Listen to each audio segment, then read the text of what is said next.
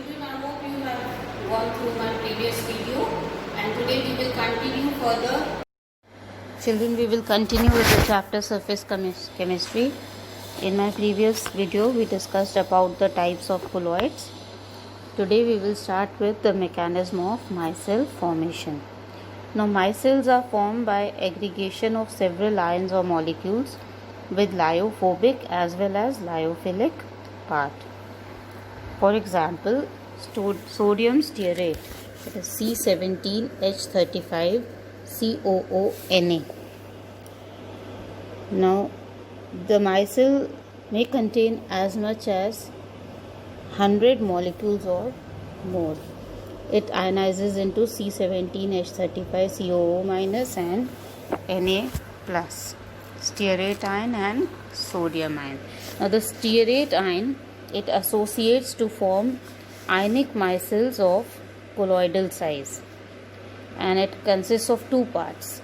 First part is a non-polar part containing long hydrocarbon part, and it is called non-polar tail or water repelling or hydrophobic part, which is soluble in oil or grease.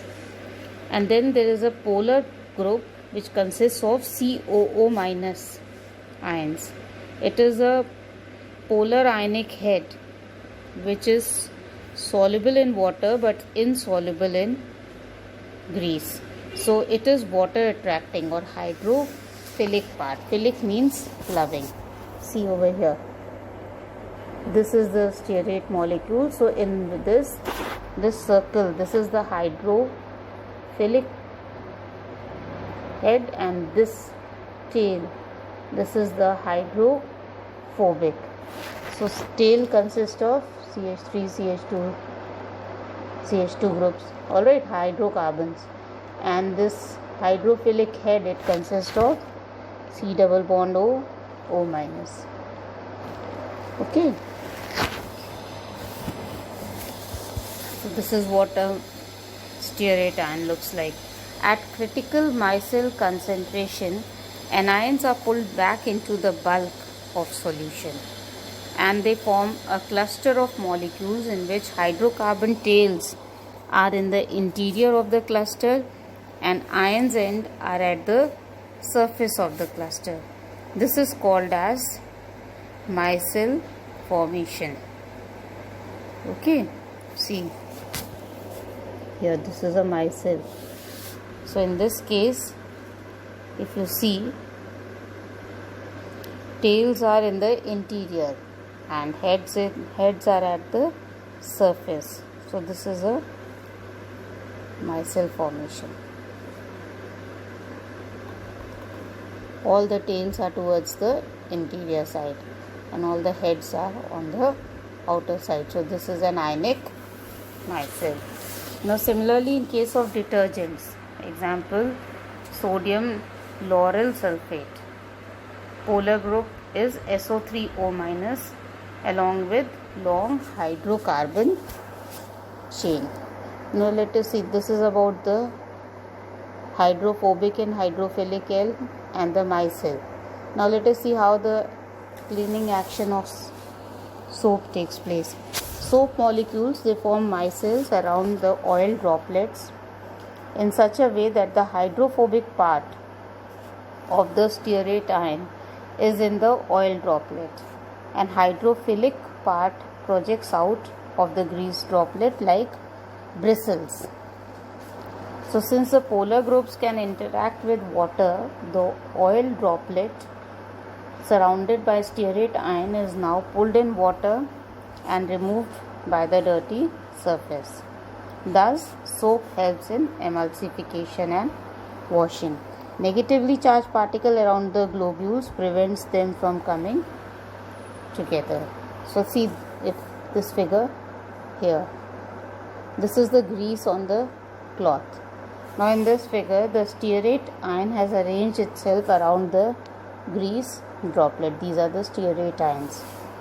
Okay, and the third part, the grease droplet gets fully surrounded by stearate ion and forms a micelle, and this can be removed with the water. So this is how cleansing action of soap takes place. Next we come to, you see, earlier you had the preparation and purification of colloids in your syllabus, but this year, due to reduction in syllabus, they have been removed. You have to only study about the properties of colloidal solutions. So in properties of colloidal solutions, first is colligative properties. Now the colligative properties, that is osmotic pressure, lowering of vapor pressure, boiling point elevation, freezing point depression, they are all reduced because in colloidal solution small particles aggregate. Aggregate means to come together to form a bigger particle of colloidal dimension. Second property is Brownian movement. Zigzag motion of colloidal particles in solution is called Brownian movement, and this movement is independent of the nature of the colloid, but it depends upon the size of particles and viscosity of solution. So smaller the size, lesser will be the viscosity and faster will be the motion. Brownian movement is due to unbalanced bombardment of particles by molecules of the dispersion medium. Okay. Next property, these properties you must be aware of, and you must have already studied them in physics, but still, next property is optical property, that is Tyndall effect. Tyndall effect, it is the phenomena of scattering of light by colloidal particle, as a result of which path of light becomes visible. This is called Tyndall effect. See, this is the source of light. It is falling on a lens, and then it passes through true solution and then passes through colloidal solution. So light beam becomes visible even in colloidal solution.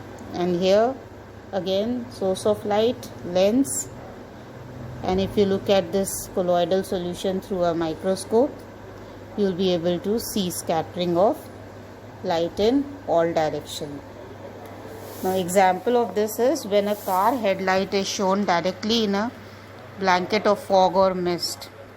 Light is scattered and a blinding effect is observed. Second example is in the cinema hall when film is being projected on the screen. Path of light can be seen. You will be able to see the light in a triangular way, it moves. This is due to Tyndall effect. Next property is color.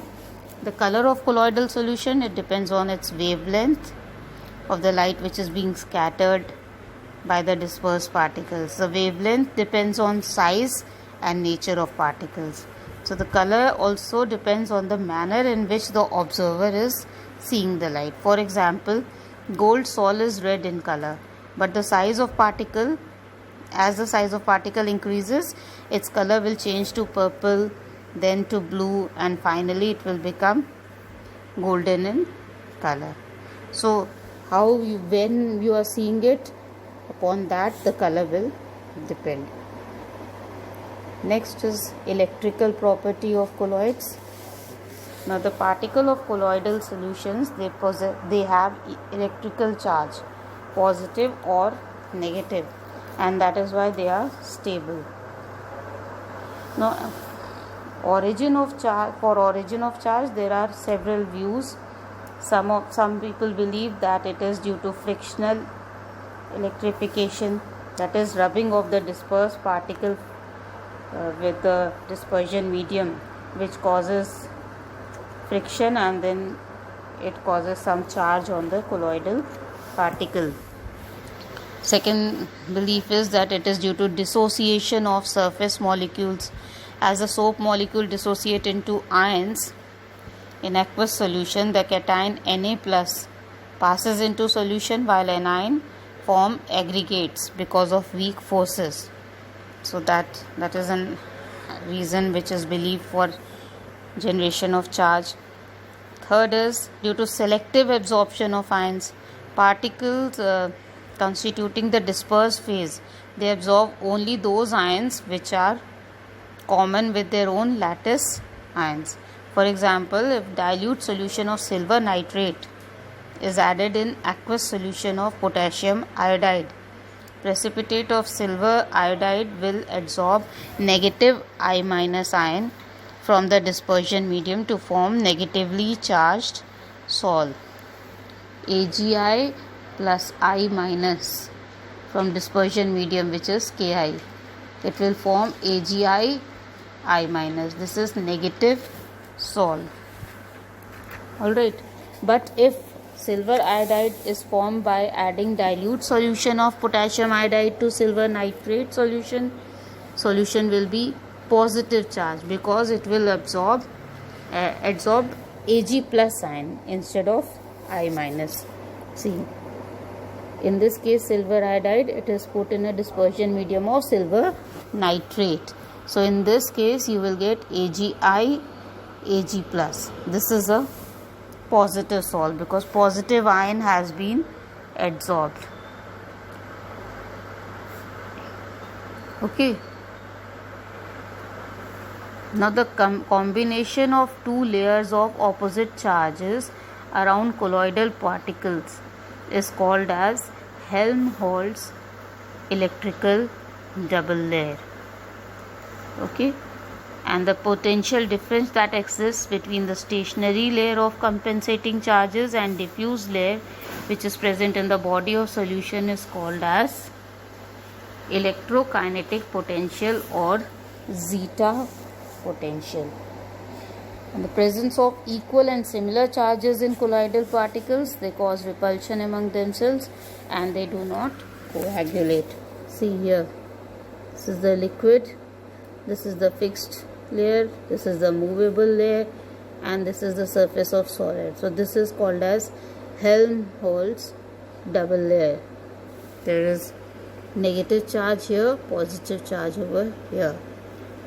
This is diffuse double layer in which negative charge, positive charge, and then this layer is having both negative as well as positive. This is the fixed layer and this is the movable layer. So this generates a potential which is kinetic potential which is called as zeta potential. Now next property is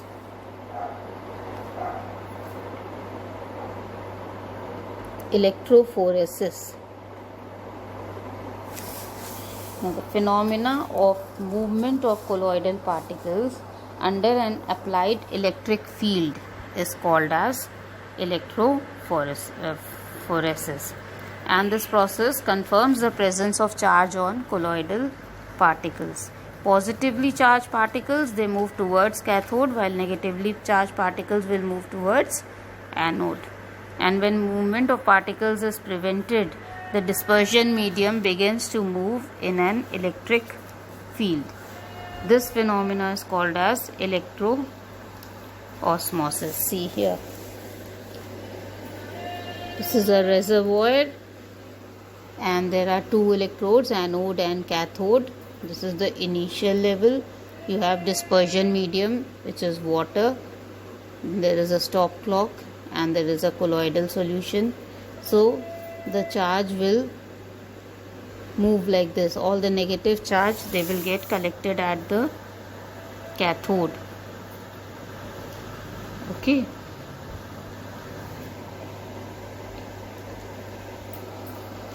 Positive charge will get collected at the cathode and negative charge will get collected at the anode, because cathode is already having negative charge and anode is having positive charge. So opposite charges will get collected. Okay. So this is the method of electrophoresis. And if this movement is prevented, the dispersion medium will begin to move in electric field, then this phenomena will be called as electroosmosis. Next is coagulation or precipitation. If charges on particles is removed or is neutralized, then they aggregate to form a precipitate, which is known as coagulation. Now this can be done by dialysis, by mixing oppositely charged colloidal solution, or by electrophoresis, or boiling, or by adding electrolyte. Now, there is a rule which is called as a Hardy-Schulze rule. It says that greater the valency of active ion of flocculating ion, greater will be its coagulating power.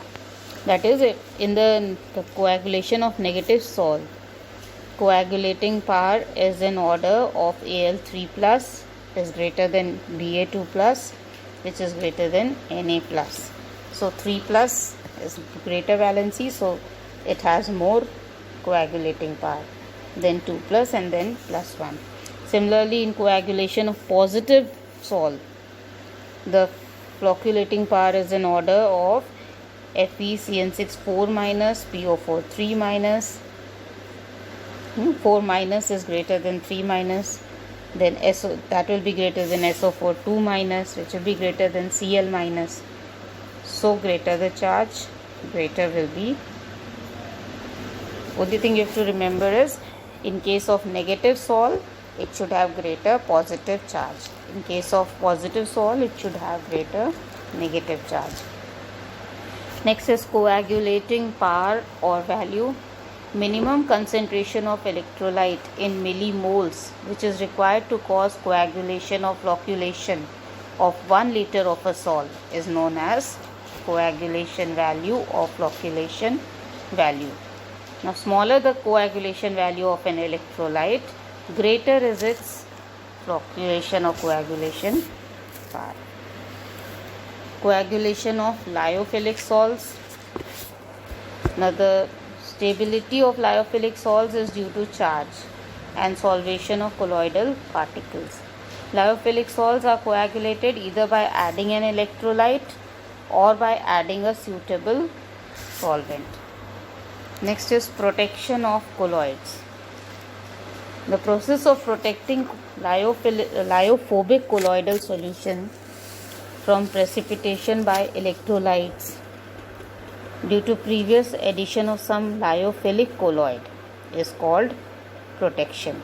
That means in lyophobic colloidal solution, you are adding some lyophilic colloid so that coagulation by electrolytes can be prevented. This is called as protection. Lyophilic salt forms a protective layer around the lyophobic colloidal particles, which protects them from electrolytes. Example, addition of gelatin in preparation of ice cream, addition of gum arabic in Indian ink. These are all examples of protection of colloids. Next we come to gold number. This is often asked to define in the exam. Define gold number. If the protective power of lyophilic solution is expressed in terms of gold number. What is gold number? It is the minimum number of milligrams of protective colloid which just prevents the change in color of 10 ml of red gold salt when 1 ml of 10% solution of sodium chloride is added to it. Now, gelatin with lowest gold number 0.005 is considered the best protective colloid. Okay, so this was about the colloids. Next we come to emulsions. These are liquid systems. They are of two types. First is oil dispersed in water, O/W type. In this type, water is the dispersion medium and oil is the dispersed phase. For example, milk. These are unstable and separate into two layers on standing. In order to prevent this, an emulsifying agent is usually added. This agent forms an interfacial film between suspended particles and the medium. Few examples of emulsifying agents are proteins, gums, natural and synthetic soaps.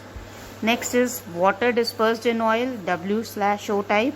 In this type, oil acts as dispersion medium and water acts as dispersed phase. For example, butter, cod liver oil, cold cream, etc. Emulsions show all characteristic properties of colloidal solutions such as Brownian movement, Tyndall effect, etc., and they can be coagulated by addition of electrolytes. Size of dispersed particles in emulsion is larger than those in the salts. Next we come to application of colloids. Now first is in smoke precipitation. Smoke is a colloidal solution of solid particles in air. They get precipitated on passing through Cottrell smoke precipitator. Dust particles along with water suspended in air scatter blue light and reach our eye, and the sky looks blue to us. When large mass of air containing dust particle is cooled below its dew point, moisture from the air condenses on the surface of these particles, forming the droplets. These droplets are colloidal in nature and continue to float in air in form of mist or fog. Clouds are aerosols having small droplets of water suspended in air. Due to condensation, these droplets grow bigger in size and come down in the form of rain. Blood contains positively charged colloidal particles, and its coagulation by rubbing alums confirms it is colloidal in nature. River water is a colloidal solution of negatively charged particles of clay and seawater, and it contains a number of cations. When the water meet, their charges get neutralized and get deposited to form a delta. Next, alum. It is added to impure water to coagulate the suspended impurities. So this is being used for purification of drinking water. Animal hides are colloidal in nature. Hides means the skin. They are positively charged. When they are soaked in tannin, tannin contains negatively charged colloidal particles. Mutual coagulation takes place, resulting in hardening of leather, which is known as tanning. Chromium salts are also used in place of tannin. We have already discussed that cleansing action of soaps and detergents is due to this colloids. Then next is medicines. Most of the medicines are colloidal in nature. For example, Argyrol, that is silver salt, it is used for eye lotion called colloidal. Antimony is used in Kala-Azar. Milk of magnesia is used in stomach disorders. Then number of medicines are made, and why they are effective is due to their large surface area and because they are absorbed easily. Number of industrial products like paints, inks, synthetic plastics, rubber, graphite, lubricants, cement, etc. are also colloidal solutions. So these are the applications of colloids. This finishes this chapter, surface chemistry. In this there are definitions of terms which you have to see carefully. The processes like Tyndall effect, electrophoresis, coagulation, gold number, emulsions, types of salts, types of colloids, all these you study properly. Okay, and only the theory, it is basically a theoretical chapter, not numericals will not be based on this chapter, so you can do it, learn that by heart. Okay, next time we'll start a new chapter.